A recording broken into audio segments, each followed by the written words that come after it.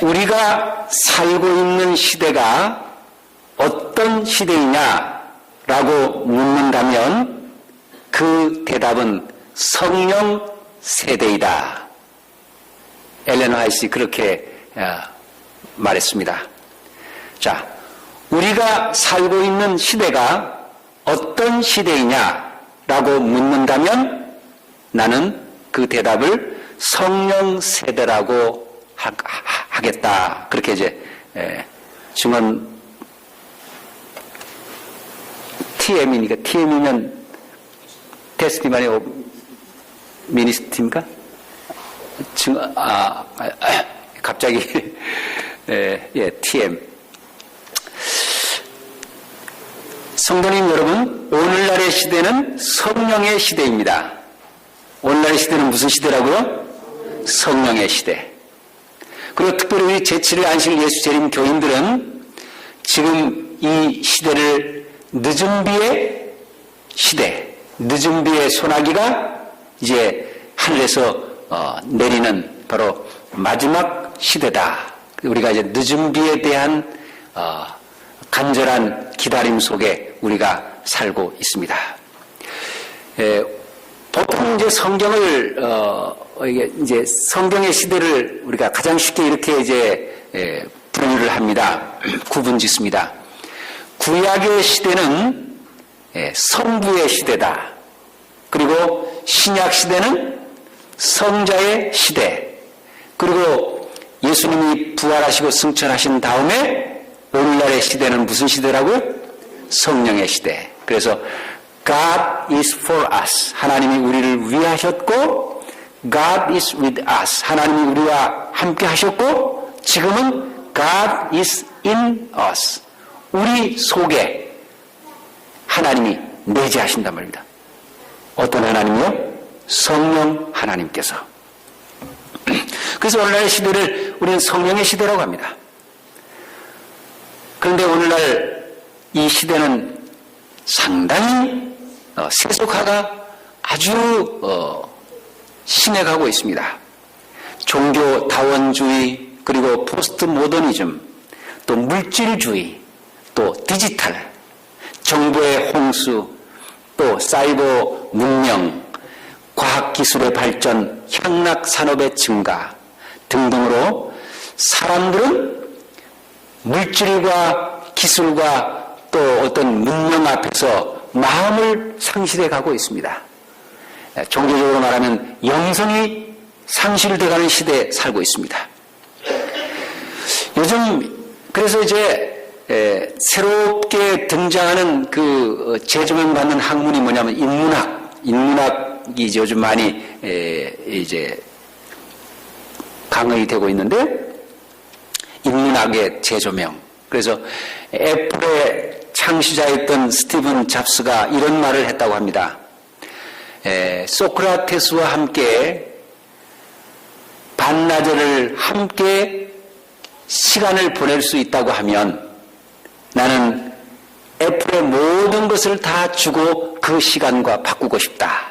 아주 유명한 이야기를 했다고 하지 않습니까? 그 말은 무슨 말입니까? 오늘날의 기술과 정보화도 결국은 인간성, 휴머니티, 인간성이 더 중요하다. 뭐 그런 이제 개념으로 우리가 해석을 할 수 있을 것입니다. 오늘날의 마지막 시대를 살아가는 재림 성도, 재림의 소망을 안고 살아가는 우리들에게는 더없이 영성이 요구되고 성령의 은혜가 필요한 시대가 바로 오늘입니다. 하나님의 말씀 로마서 12장 1절로 2절을 보겠습니다. 로마서 12장 1절로 2절입니다. 그러므로 형제들아, 내가 하나님의 모든 자비하심으로 너희를 권하노니 너희 몸을 하나님이 기뻐하시는 거룩한 산제사로 드리라. 이는 너희가 드릴 영적 예배니라. 너희는 이 세대를 본받지 말고 오직 마음을 새롭게 함으로 변화를 받아 하나님의 선하시고 기뻐하시고 온전하신 뜻이 무엇인지 분별하도록 하라. 바울 사도는 이제 로마서를 기록하면서 12장에서 이렇게 말합니다. Therefore, brethren, 그러므로 형제들아, 내가 하나님의 모든 자비하심으로 너희를 권하노니 너희 몸을 하나님이 기뻐하시는 거룩한 산제사로 드리라. 이것이 너희가 드릴 영적 예배니라. 그러면서 너희는 이 세대를 뭐하지 말고요? 이 세대를 본받지 말고 마음을 새롭게 함으로 변화를 받으라. 그랬어요. 영어 성경 보니까 Do not conform any longer to the pattern of this world. 이 세상의 패턴, 이 세상의 어떤 이 세상의 패턴을 본받지 말고 마음을 새롭게 하고 변화를 받으라. 여러분, 이건 무슨 의미일까요? 성령의 은혜 가운데서 영적으로 새로움을 입고 하나님의 영으로 인도함을 받는 새로운 거룩한 영적인 삶을 살아라. 그런 내용이 아닙니까? 여러분, 오늘 또 이 한 해 시작하면서 우리가 새로워지고 변화를 받고 정말 이 세상의 패턴이 아니라 하나님의 영의 인도함을 따라서 하나님이 원하시는 삶의 방향으로 우리가 살아가게 되시기를 간절히 바랍니다. 오늘 저녁에 신성의 제3위이신 성령 하나님에 대해서 우리가 잠깐 살펴보겠습니다. 영원하신 하나님 여호와. 자, 성령 하나님은 우리의 찬송과 믿음과 사랑과 헌신과 예배를 받으시기에 합당한 분이십니다. 자, 우리가 성령 하나님께 찬송과 믿음과 사랑과 헌신과 예배를 드려야 합니다. 성령 하나님은 우리의 예배를 받으시기에 합당하신 분이십니다. 성령님은 단순히 하나님께로부터 나오는 어떤 능력이나 무슨 감화력이나 무슨 기운이나 에너지가 아닙니다. 그분은 무한한 존엄과 영광과 거룩함과 능력을 가진 신성의 제3위이신 하나님이십니다. 그분은 지혜로우시며 인격적이시며 행동하시는 하나님이십니다. 여기서 이제 성령님이 인격을 가지셨다 이 말씀은 이제 신격은 신적 그 본성 어떤 특성 자질을 말하지 않습니까? 이제 인격성이라고 하는 말은 지정의 그러니까 지성과 그다음 감정과 또 정서와 의지와 행동 이런 것을 가졌다 하는 의미에서 이제 성령의 인격성이라는 말을 우리가 이제 표현할 수 있습니다. 이 짧은 시간을 통해서 사실 이 성령론을 우리가 다 하려면 정말 많은 시간이 걸립니다. 제가 들으니까 우리 이 교회 담임 목사님 반학이 목사님께서 또 성령론에 대해서 상당히 깊은 연구를 하신 목사님이라는 말씀을 제가 들었습니다. 우리가 이 시간에 신학적인 어떤 성령에 대한 정의보다는 성령과의 체험적 동행을 우리가 좀 추구하면서 먼저 잠깐 이제 이론적인 부분들을 좀 보겠습니다. 자, 성령님은 하나님이시죠? 성령님은 신성을 가지신 하나님이십니다. 그죠? 그 성령의 신성. 베드로가요, 사도행전 5장에 보면 아나니아와 삽비라를 향해서 뭐라 그랬습니까? 너희가 성령을 속였다. 하나님을 속였다고 그렇게 하면서 초대교회에 하나님의 그 심판을 전달합니다. 초대교회가 상당히 막 부흥을 하면서 막 이제 순수한 부흥이 막 일어날 때 그 이기심과 탐심 때문에 교회가 상당히 어려움을 겪게 됐어요. 그래서 이제 하나님의 심판이 나오고 이제 초대교회가 새롭게 되는데요. 성령을 속인 것이 누구를 속인 것이라고? 하나님을 속인 것이다. 바울은 고린도전서 6장에서 우리의 몸이 무슨 전이라고 했습니까? 하나님의 성전인 것과 성령이 우리 속에 거하는 것을 알지 못하느냐.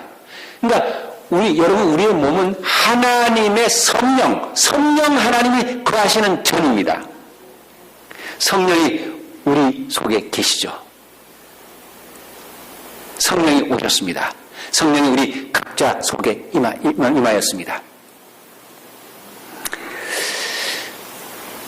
성령의 신적 속성은 다양합니다. 히브리 9장 14절에 보면 영원하신 성령님을 어떻게 불렀습니까? 영원하신 성령. 또 시편 139편 7절로 10절에 보면 무소부지하신 성령. 그러니까 내가 주의 영을 떠나 어디로 가며 주의 앞에서 어디로 피하리까? 하나님의 영이 어느 것이든지 다 무소부지하게 편재하시는 하나님의 성령을 말씀하고 있습니다. 그 다음에 고린도전서 2장 10절에 보면 성령은 하나님의 깊은 것까지 통달하신다. 성령은 무엇을 통달하신다고요? 하나님의 깊은 것까지 통달하신다. 성령의 전지하심, 또 성령의 전능하심. 예. 그리고 또 성령의 신적 사역이 나옵니다. 성령이 창조 사역을 하셨는데요. 예를 들면 창세기 1장에 하나님의 영이 어디로 운행하셨다고요? 수면 위에 운행하셨다. 그러니까 하나님의 영이 수면 위에 토우와 보후, 그러니까 혼돈과 공허 가운데 이 지구가 이제 막 하나님의 말씀으로 창조될 때에 그 혼돈과 공허 가운데서 하나님의 영이 그 수면 위를 운행하시면서 생명을 전달했습니다. 그래서 이제 지구가 창조되잖아요. 하나님의 영이 나를 지으셨고 전능자의 기운이 나를 살리셨느니라. 욥기 33장 4절에 하나님의 영이 나를 창조하셨다. 하나님의 영은 창조 사역을 하셨고요. 또 내가 너희에게 이런 말이 영이요 생명이라. 성령은 생명을 전달하시고, 그다음 성령은 예언적인 능력이 있습니다. 예언은 언제든지 사람의 뜻으로 된 것이 아니라 뭐야? 하나님의 성령의 감동하심을 받은 사람들이 하나님께 받아서 말했다 그랬잖아요. 그죠? 하나님의 감동이라는 말이 뭡니까? 하나님의 감동. 영어로는 God breathed. 하나님께서 하고 호흡을 불어넣으셨단 말이에요. 하나님께서 우리의 코에 하고 생기를 불어넣으시면 우리가 생명, 산 존재가 됩니다. 하나님께서 우리의 지성에다가 하고 호흡을 불어넣으시면 그게 바로 영감이고 감동입니다, 여러분. 우리가 성경을 읽을 때 하나님의 영이 우리의 지성에, 영성에다가 감동을 불어넣으시면 우리가 성경을 정말 우리가 잘 이해하고 해석할 수 있습니다. 여러분, 성경의 기자들에게 감동을 불어넣으셨던 그 성령께서 오늘 우리들에게는 이제 조명이라 그러죠. 일루미네이션. 그러니까 기자들에게는 감동, 영감을 주셨는데 그 영감을 주신 성령이 오늘 우리들에게는 성경을 읽을 때 조명을 하시는 것입니다. 빛을 비추셔요. 우리가 그래서 그 감동을 우리가 받는 것입니다. 그래서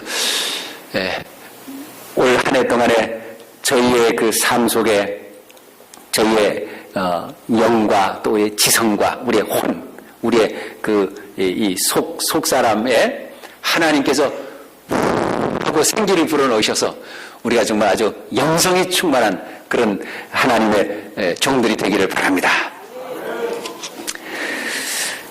자, 성령은 뭐 하나님, 신성을 가지신 하나님이라는 구절들이 참 많이 나옵니다. 그 다음에 성령의 인격성을 잠깐 보면요.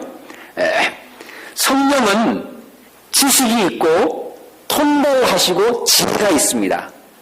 성령은 지식이 있고 지혜가 있고 통달하시고요. 그리고 성령은 의지가 있으시고요. 성령은 감정이 있고 생각을 하시고 성령은 사랑을 하십니다. 그래서 이제 성경 구절들이 참 많이 나오는데 이 책에도 아마 나올 겁니다. 성령께서는 근심하시고, 여러분 하나님의 성령이 뭐 하신다고요? 근심하시고, 하나님의 성령이 탄식하시고, 하나님의 성령이 교회들에게 말씀하시고, 귀 있는 자는 누가? 귀 있는 자는 성령이 교회들에게 하시는 말씀을 들을지어다. 성령이 교회들에게 말씀하시는 것입니다. 그 다음에 성령은 증거하십니다. 성령은 가르치십니다. 요한복음 14장부터 16장은 성령에 대한 그 성령의 오심을 예수님께서 말씀하시는 장 아닙니까?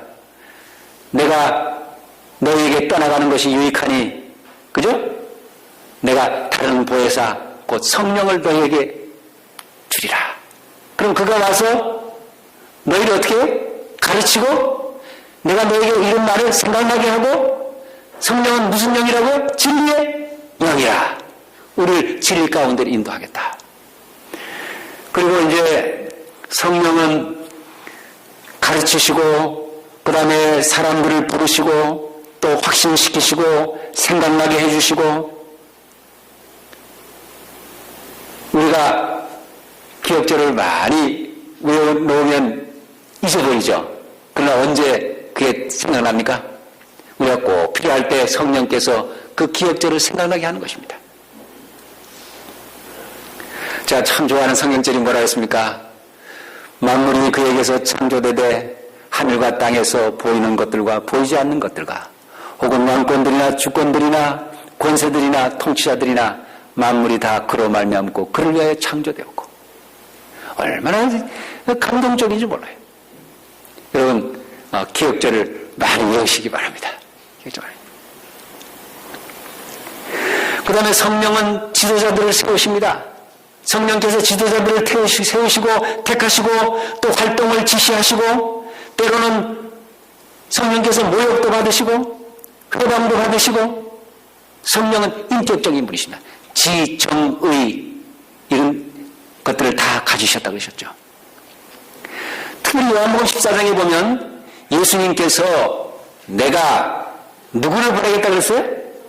또 다른 보혜사를 너희에게 보내겠다 그랬어요. 그가, 예수님이 성령을 가리켜서 뭐라 했습니까? 그가, 영어로는 him, 인칭 대명사죠. 그러니까 성령은 어떤 분이세요?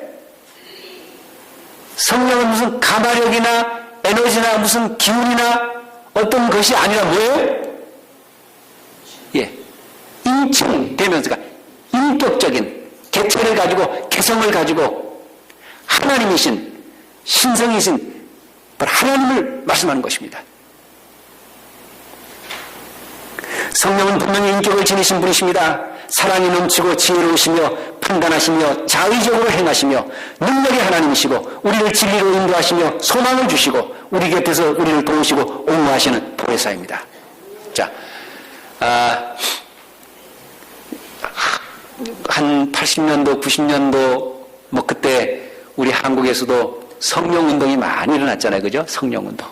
그래서 막 방언의 은사, 또 병 고치는 신유의 은사, 또 무슨 뭐 귀신을 쫓아내는 은사, 막 그런 은사운동이 많이 일어났잖아요. 그래서 사람들이 뭐 못하면 믿음이 없다 그래고 뭘 하려고 굉장히 애를 많이 썼죠? 방언. 그래, 방언의 은사를 달라고. 제가 처음 이제 위생병원 원목실에 있다가 영월교회 목회를 가는데, 영월교회에서 저기 이제 그 석항 쪽으로 가다 보면 거기에 태백기도원이라는 기도원이 있어요.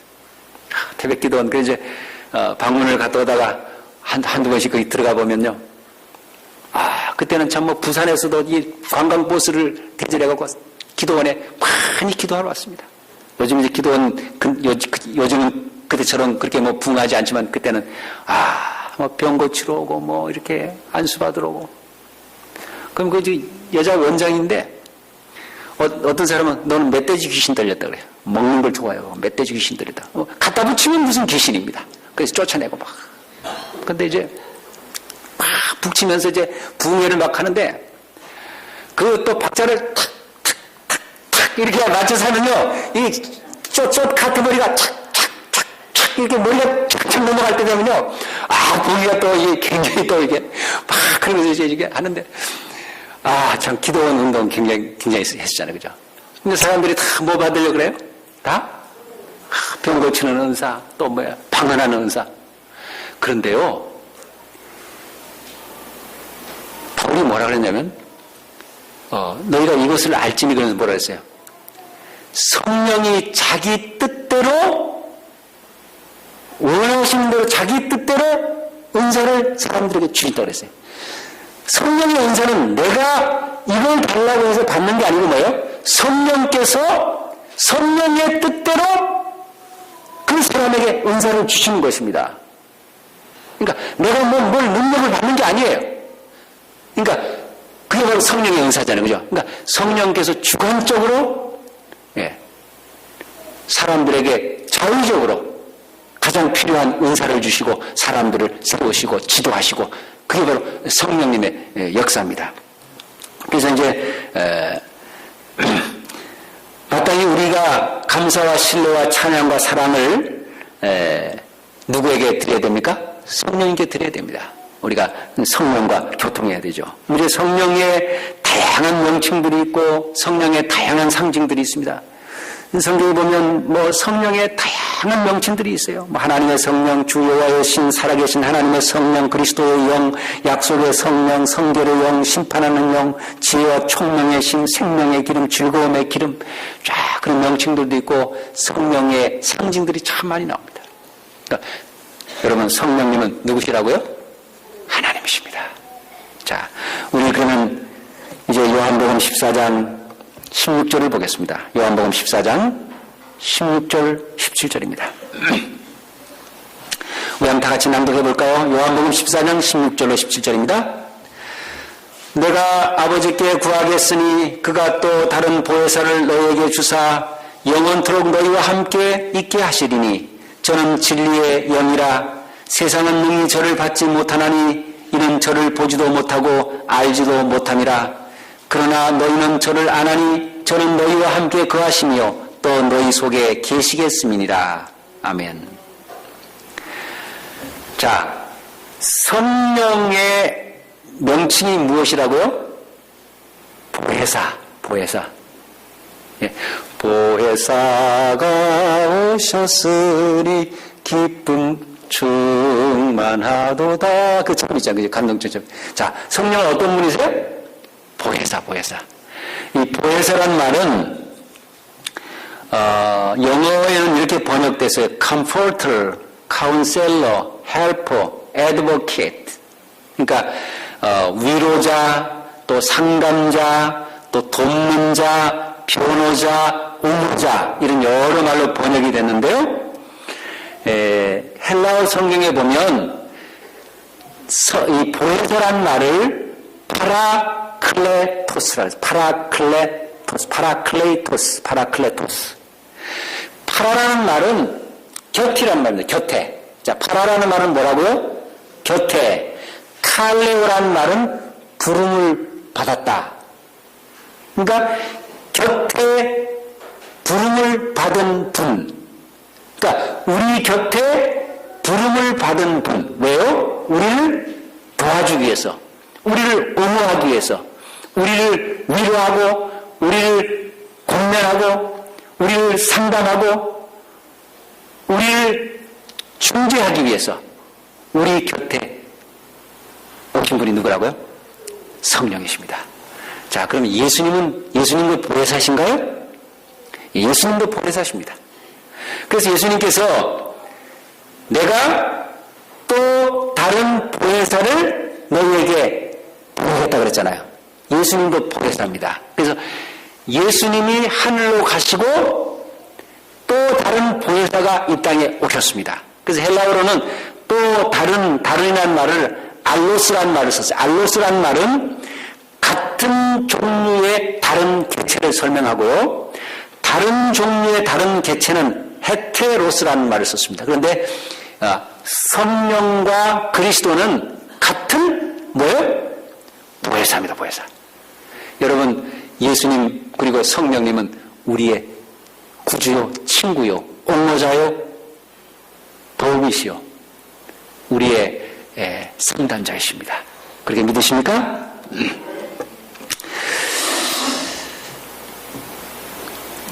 우리 곁에 영원히 계셔서 우리를 위로하시고 도우시고 그리스도의 사역을 적용시키는 옹호자요 도움이 되시는 성령님이 오셨습니다.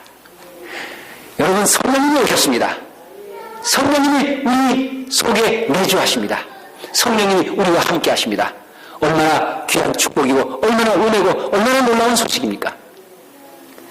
예수님께서 하늘로 승천하시면서 하늘로부터 우리들에게 무엇을 주셨어요?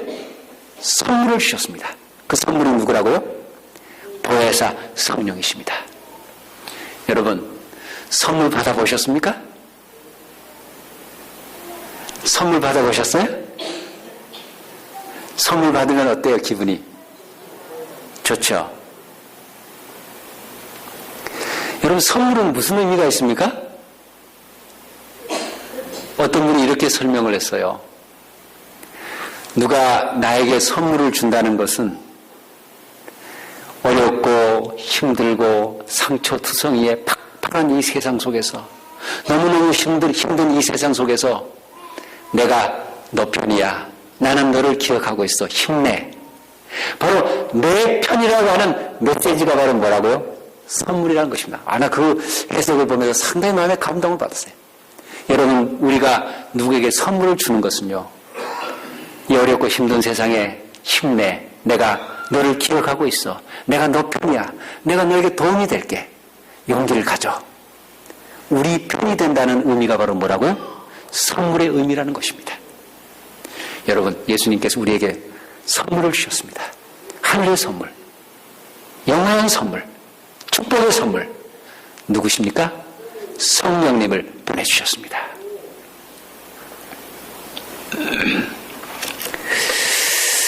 저는 이 로마서 이 말씀을 참 좋아하는데요. 로마서 8장 26절로 27절을 보겠습니다. 로마서 8장 26절로 27절에 있는 말씀입니다.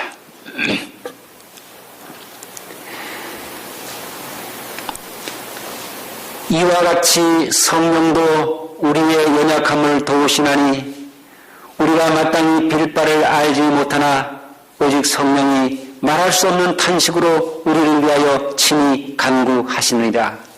마음을 감찰하시는 이가 성령의 생각을 아시나니 이는 성령이 하나님의 뜻대로 성도를 위하여 간구하심이니라. 아멘. 제가 지난 그 연말 기도 주간을 맞으면서 그 전후로 한 달 동안 제가 굉장히 좀 힘들고 어려운 그런 문제가 있었고 기도의 제목이 있었습니다. 제가 그래서 참 울기도 많이 울었고 너무 답답하고 너무 가슴 아프고 너무너무 하나님께 그리고 또 영혼을 위해서 또 문제를 놓고 참 기도를 많이 했어요. 근데 이제 평안을 얻었는데요. 여러분, 우리가 어떤 사람입니까? 우리가 연약한 사람입니다. 우리가 참 연약하죠, 그죠? 우리가 참 연약합니다. 그런데 성령은 우리를 어떻게 하신다고요? 우리를 도우신다. The Holy Spirit helps us in our weakness. 우리의 연약함이 있지만, 우리의 연약함 가운데 있지만은 성령께서 우리를 도우신다 그랬어요. 우리가 마땅히 빌 바를 알지 못하고, 우리가 어떻게 해야 될지를 알지 못하고, 우리가 너무나 고민하고 방황하고, 너무너무 마음이 아프고 괴롭고 힘들 때에도 성령께서는 말할 수 없는 탄식으로 우리를 위해서 하나님께 탄원하고 중재하신다 그랬습니다. 여러분, 성령이 우리의 편이십니다. 성령이 우리를 위해서 도우시고 우리를 옹호하시고 우리를 위로하시고 우리를 상담하시고 조력하시고 우리에게 힘을 보태십니다. 얼마나 감사한 일입니까?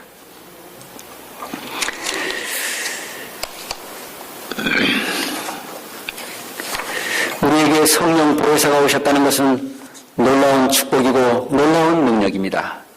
보혜사는 우리 곁에서 우리를 위로하시고 연약한 우리를 도우시며 탄원하십니다. 여러분, 우리가 고난 가운데서도 장래의 영광을 소망할 수 있는 것은 무슨 이유 때문입니까? 성령이 우리에게 역사하기 때문입니다. 우리가 주님을 믿는 것도, 우리가 진리를 깨닫는 것도, 우리가 재림의 소망을 확신하는 것도 성령이 우리에게 역사하기 때문입니다. 예수님이 십자가에서 이루신 구원 사역을 예수님이 이루어놓으신 그 구원의 사역을 우리 개인 속에 적용시켜서 열매 맺게 하는 것이 바로 성령의 사역입니다. 그러니까 그리스도를 대신해서 그리스도의 계승자로서 주님의 그 능력, 주님의 은혜를 우리 속에서 열매 맺도록 하는 그것을 성령이 하시는 것입니다. 그래서 우리가 주님을 믿는 것도 주님을 깨닫는 것도 바로 성령의 역사 때문입니다. 우리가 감동받는 것 성령의 역사입니다. 성령이 우리를 위해서 탄원하시기 때문에 우리는 하나님 앞에 담대하게 나갈 수 있습니다. 자, 이제 우리가 늦은 비를 이제 다 기다리고 소망하고 대망하는데요. 늦은 비를 받는 가장 중요한 비결이 무엇이냐면 지금 오늘 우리가 성령 안에서 사는 것입니다. 오늘 내가 성령 안에서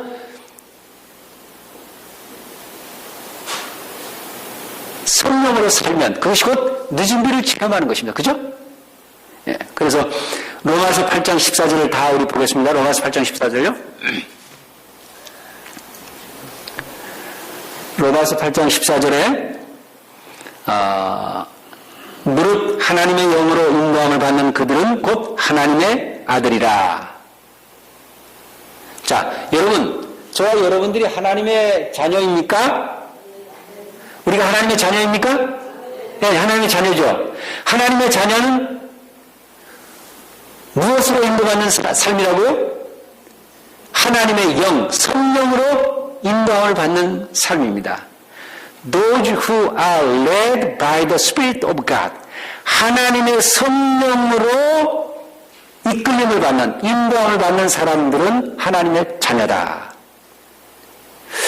요즘 우리가 이제 건강 또 어떤 마음, 평안, 이런 걸 이제 많이 추구하다 보니까 요즘 이제, 힐링이라는 말이 많이 이제, 그러니까 힐링이 대세라 하죠, 힐링. 그래서, 음식도 무슨 음식이라면 soul food라는 말을 써요. 그러니까, 푸드는 푸드인데 무슨 푸드라고요? 영혼의 음식. 그러니까 뭐냐면, 단순하게 음식을 먹는 것이 아니라 이 음식이 우리의 영혼까지도 어떻게 아주 행복하고 영향을 줄 수 있는 그런 어떤 좀 차원 높은 그런 개념으로 소울 푸드라는 말을 쓰고 또 힐링 푸드 이런 말을 쓰는데요. 단순한 식사를 넘어서 영혼과 마음이 행복해지는 그런 어떤 식탁, 그런 삶, 그런 걸 이제 사람들이 많이 추구합니다. 참 영혼이, 마음이 참 중요하죠. 사람의 이 몸을 뭐라고 이야기합니까? 야, 참 뭐가 좋다 그럽니까? 몸집이 좋다 그러죠. 아, 참 몸집이 좋다. 어떤 분이 인문학을 강의하면서 그런 얘기예요. 여러분 사람의 몸을 우리 조상들이 뭐라고 얘기했어요? 집이에요, 집. 사람의 몸이 집입니다, 집. 뭐가 거하는 집이에요? 예? 마음이, 영혼이 거하는 집이다. 그런 개념인 것 같아요. 집에는 사람들이 거주하잖아요. 우리 몸에는 영혼이 거주합니다. 이 soul, 예? 영혼이 있어요. 그죠?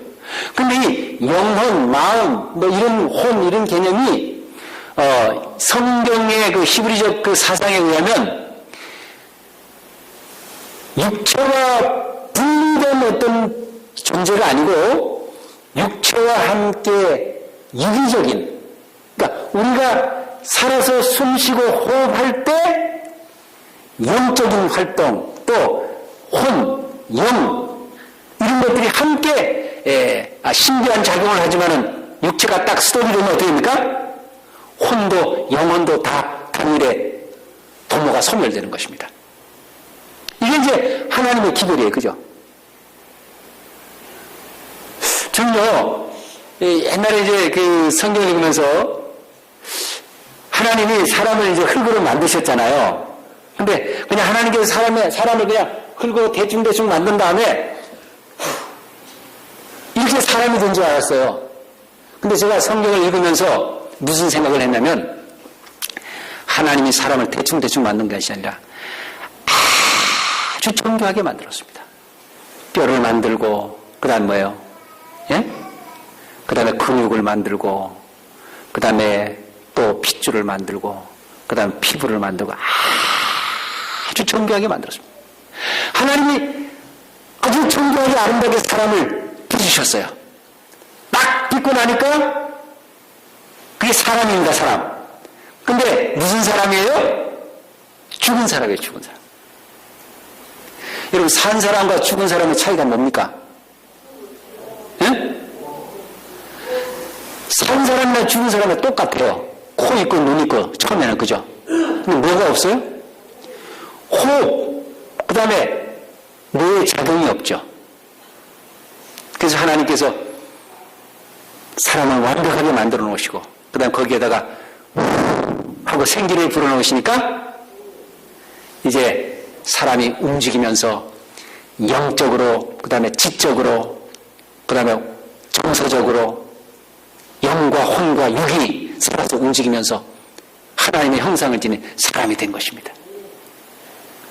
그래서 호흡이 끊어지면 그냥 그대로 모든 것이 다 소멸되는 것입니다. 그게 참 인간이 신기하지 않습니까? 참 신비하지 않습니까? 근데 동물들은 영혼이 있습니까? 동물들은 소울이 있습니까?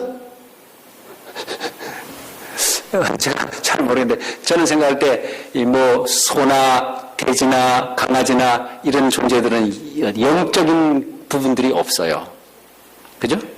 그냥, 육체적인 것과 약간의 약간의 그 감정, 어떤 정서 같은 것은 있지만은 인간과는 다른, 인간은 하나님의 형상으로 창조됐기 때문에 인간에게는 뭐가 있어요?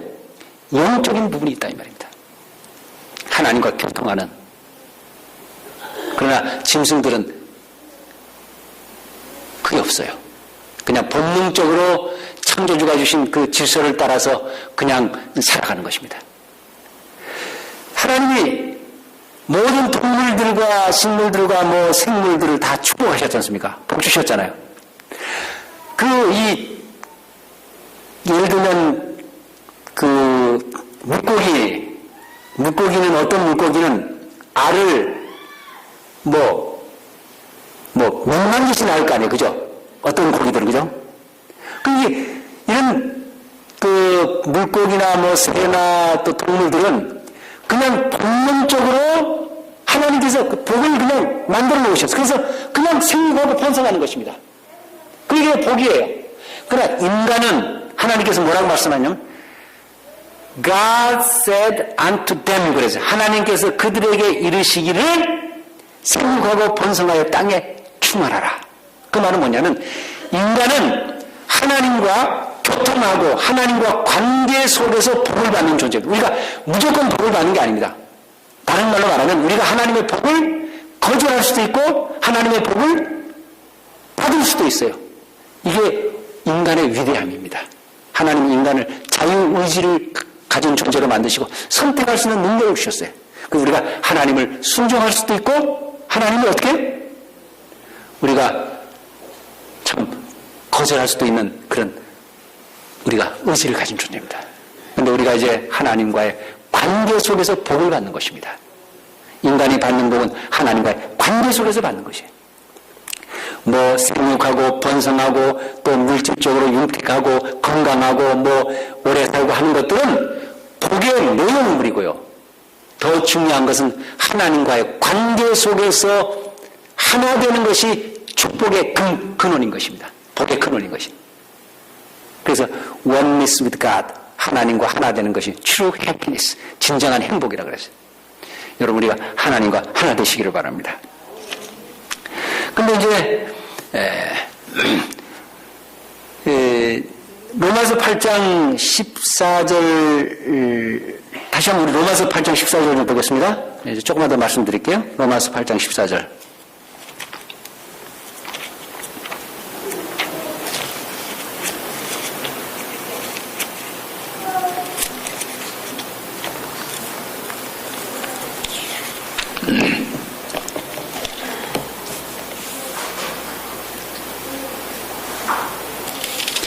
자, 여기 보세요. 로마서 8장 12절부터 보겠습니다.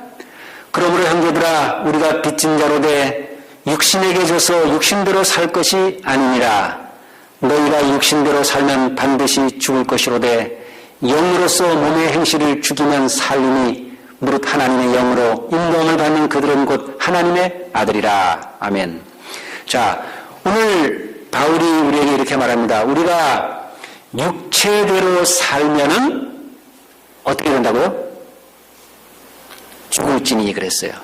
육체는 뭘 의미하냐면 하나님이 주시는 영적인 본성이 아니라 육체의 소욕, sinful nature, 그러니까 죄된 어떤 성정, 죄된 성정을 따라서 육체대로 사는 사람은 영생을 얻지 못합니다. 그죠? 육체의 소욕은 우리를 죄짓게 하고 하나님과 원수되게 하고 우리를 망가뜨리죠.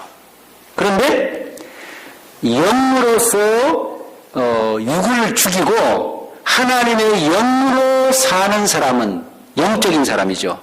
영적으로 사는 사람은 산다, 영생한다 그렇게 말했습니다. 그래서 by the Spirit, 성령에 의해서 사는 사람. 여러분 우리가 하나님의 영으로 인도함을 받는 우리 모두가 되기를 바랍니다. 이제 제가 어렸을 때 감리교를 좀 나갔는데요. 부흥 목사님들이 오셔서 옛날에 그런 이야기를 많이 하시더라고요. 이제 우리가 하나님의 영으로 살아야 되고 육신의 소욕을 따라 살면 되지 않는다는 비유를 제가 어렸을 때 생생하게 들었는데, 시골에 가면 이 방앗간이 있지 않습니까? 방앗간? 방앗간 저도 기억하는데요. 방앗간에 가면 큰 이제 원래 돌아가는 기본 축이 있습니다. 그죠? 큰 그게 있어요. 그게 이제 돌아가는데 고추를 빻으려고 하면 어떻게 합니까? 고추 기계에다가 피대줄을 어떻게 해요? 거기다가 탁 걸면 어떻게 합니까? 그게 돌아가죠. 그러다 끝나면 이제 탁 이렇게 하면 또 스톱되죠. 그러니까 우리가 하나님의 성령에다가 우리의 이제 믿음의 피대줄을 연결하는 말이에요. 그래서 성령으로 살아야 된다는 말이에요. 육신의 피대줄을 걸면은 우리가 어떻게 된다고요? 육으로 사는 사람은 육체와 함께 멸망당하지만 하나님의 영으로 사는 사람은 성령의 소욕을 쫓아 사는 사람은 살고 성령의 열매를 맺는다. 그래서 성도 여러분, 우리가 성령으로 이끌림을 받는 우리 성도들이 되기를 바랍니다.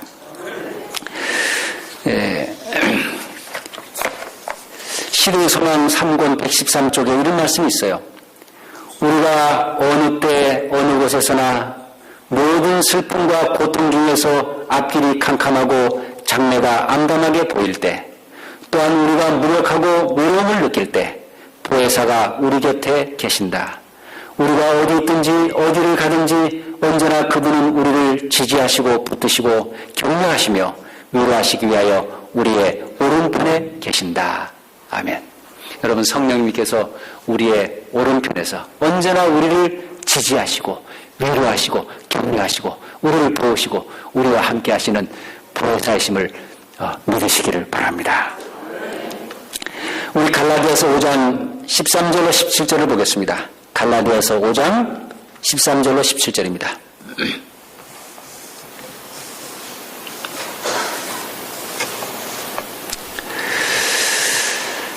갈라디아서 5장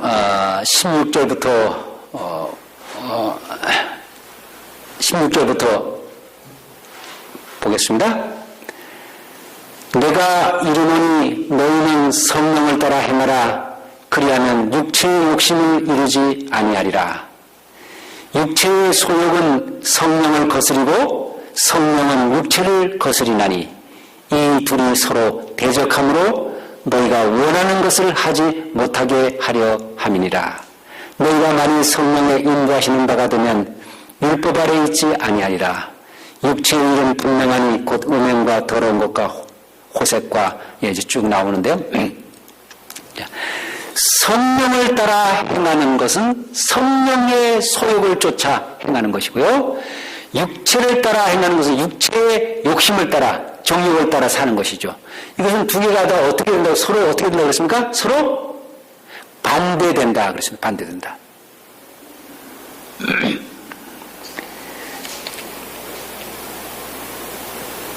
우리가 육체의 욕망을 따라 살면은 영혼이, 어떤 분이 표현하기를 영혼이 멍청해진다 그런 말을 합니다. 여러분, 우리가 육체의 욕심을 따라, 죄의 욕심을 따라, 죄의 정욕을 따라, 육체의 본성을 따라, 쾌락을 따라 살면 뭐가 멍해집니까?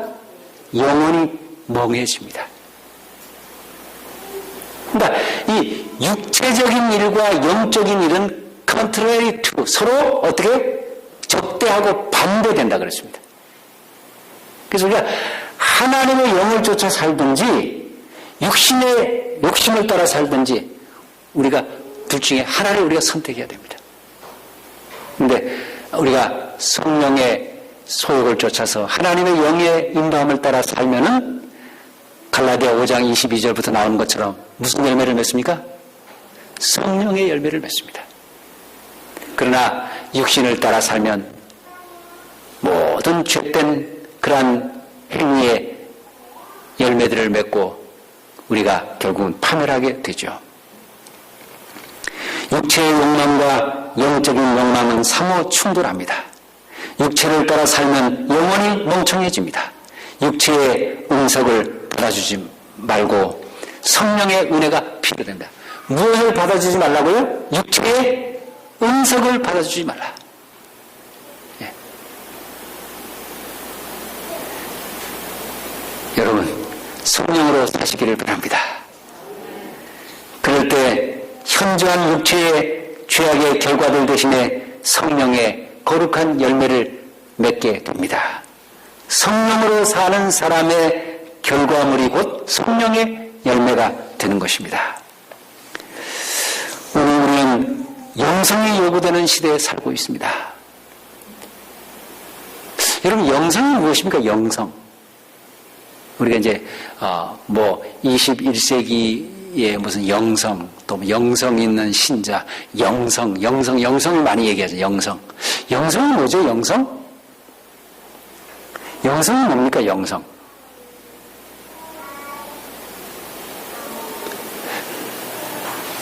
영성은 뭐죠? 그러니까 저도 설명하려는데 영성이라고 했던, 그러니까 이 영적인 어떤 그 본성, 영적인 어떤 파워, 영적으로 살려고 하는 그 어떤 거룩함을 추구하는 그 행동 뭐 그런 거. 근데 저는 쉽게 표현하면 하나님의 모습이 영성이다 이렇게 저는 그렇게 표현하고 싶어요. 여러분, 영성이 충만하다는 말은 뭐냐면 하나님의 모습이 우리에게 있는 것입니다. 우리가 하나님의 모습을 드러내고 하나님의 모습을 간직하고 하나님의 모습대로 닮아가려면 어떻게 해요? 우리가 하나님의 영으로 인도함을 받고 영적으로 살면 되죠. 그럼 우리가 영성이 충만한 시자가 되고 그 영성은 곧 하나님의 모습이 우리 속에서 나타나는 것입니다. 하나님의 모습을 우리 속에 담아주는 분이 곧 성령님이십니다. 성령님이 하시는 역사, 일이 무엇이냐면 우리가 예수님을 닮도록 하는 것이 바로 성령의 역사입니다. 성령이 하시는 일이 뭐냐면 우리가 예수님처럼 변화되게 하는 것이, 예수님으로 옮는 것입니다. 우리가 작은 예수님이 되는 것입니다. 그게 바로 성령의 역사입니다. 성령이 우리에게 하시는 일이 우리가 그리스도를 닮아서 정성한 분량에 도달하는 것이죠. 그래서 신약 성경에 보면 이런 구절들이 있습니다. 성령을 근심하게 하지 마라. 성령을 소멸치 마라. 성령을 거스리고 회방치 말라. 성령 안에서 행하라. 성령의 충만함을 받으라. 자, 제가 말씀을 마치면서요. 참 이것은 이론이 아니고 생활이 돼야 되죠. 그죠? 저와 여러분들이 참된 영성을 가진 모든 우리 성도들이 되기를 바랍니다. 성령으로 사는, 예수 그리스도로 옷 입는 신령한 사람, 영적인 사람들이 되기를 바랍니다. 성부와 성자와 성령 삼위께 영광을 돌리는 것은 예배 때 우리가 찬양을 통해서 뿐만 아니라 매일의 삶 속에서 전능하신 그리고 영원하신 삼위 하나님께 영광과 존귀를 돌리는 삶의 모습 속에서 삶이 곧 예배가 되는 그런 생활 속에서 나타나야 된다고 말씀하고 있습니다. 성령의 교통, 성령의 친교, 성령의 사귐 속에 들어가시기를 바랍니다. 바울이 축도를 하면서 뭐라고 축도를 했습니까? 우리 주 예수 그리스도의 은혜와 하나님의 사랑과 성령의 교통하심이, 성령의 교통하심이. 교통이라는 말이 뭡니까? 커뮤니케이션 아닙니까? 그죠? 우리가 성령과 함께 사귐, 친교, 교통, 성령께 우리 자신을 드리고 성령께서 우리를 이끌어 가시는. 그게 어떻게 표현하면 되냐면 예수님께서 요단강에서 침례를 받고 올라오신 다음에 기도하실 때 하늘이 열리면서 하나님께서 말씀하셨죠. 뭐라고 말씀하셨습니까? 이는 내 사랑하는 아들이요 내 기뻐하는 자라. 그럴 때 이제 성령이 비둘기처럼 예수님에게 임했습니다. 하늘 삼위가 만났죠. 그러고도 예수님께서 뭐 하셨습니까? 침례한 다음에 뭐 하셨어요?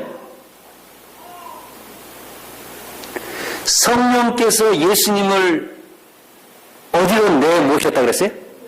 광야로 몰고 가셨다고 했습니다. 근데 이제 어떤 성경에 보면 예수께서 마귀에게 시험을 받으시러 광야로 가셨다 이렇게 표현되는데 그건 이제 결과적으로 그런 말씀이고 예수님이 시험을 받으러 자초하신 것도 아닙니다. 성령께서 그리스도를 광야로 이끌고 가셨습니다. 그래서 광야에서 40일 동안 그리스도가 금식하시고 마치자마자 연약하신 그리스도에게 사단이 나타나서 세 가지 시험을 하죠. 그때 이제 그리스도께서 말씀으로 승리하지 않습니까? 바로 성령께서 그리스도를 광야로 끌고 가셨던 것처럼 하나님의 영이 저와 여러분들을 끌고 가시는, 끌고 다니시는, 끌려가는 우리의 삶이 바로 어떤 삶이에요? 성령으로 인도함을 받는 삶입니다. 성령의 교통, 성령의 친교, 성령의 사귐 속에 우리 모두 들어가기를 바랍니다. 성령께 주도권을 드리고 성령께 이끌림을 받는 그런 신자들이 되기를 바랍니다.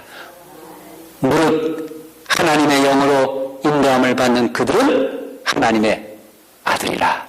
아멘. 말씀 마치겠습니다.